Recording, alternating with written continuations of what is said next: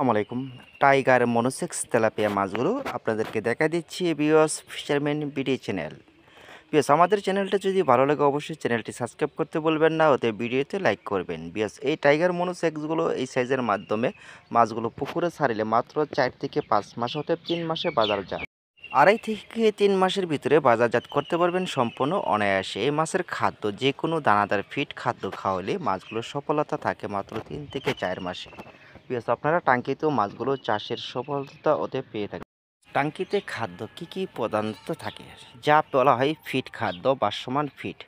বাসমান ফিডের প্রতিদিন যে খাদ্যটা দিবেন সেই খাদ্যর প্রোটিন থাকতে হবে 35 থেকে 40%।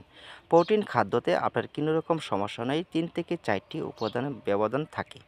পানিতে কোনো রকম গ্যাস হয় না, অতএব পানি সুন্দরভাবে রাখে, অতএব পানির কালার ফেভারেট থাকে। তার মাধ্যমে রয়েছে মাছ যখন ছাড়িবেন তখন খাদ্য অতএব একাধিক দিয়ে যাবেন প্রতিদিন 2 বার করে।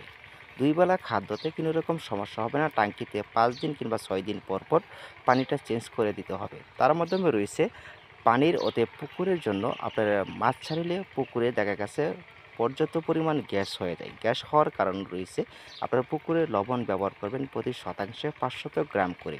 15 দিন পর পর লবণটা ব্যবহার করবেন অবশ্যই।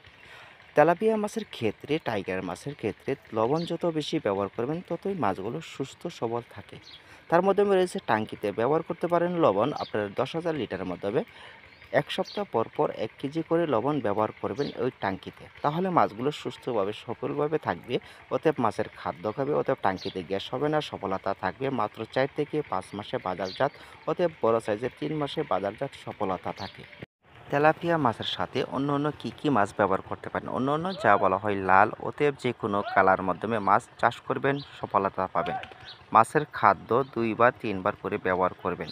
পেঁয়াজ দেখা গেছে রুই, কাতল, কালীবাউস মাছগুলো নিয়ে চাষ করতে পারেন, সফলতা থাকবে। পেঁয়াজ আমাদের ভিডিওটা ভালো লাগলে চ্যানেলটি সাবস্ক্রাইব করবেন, ওতে লাইক করতে ভুলবেন না।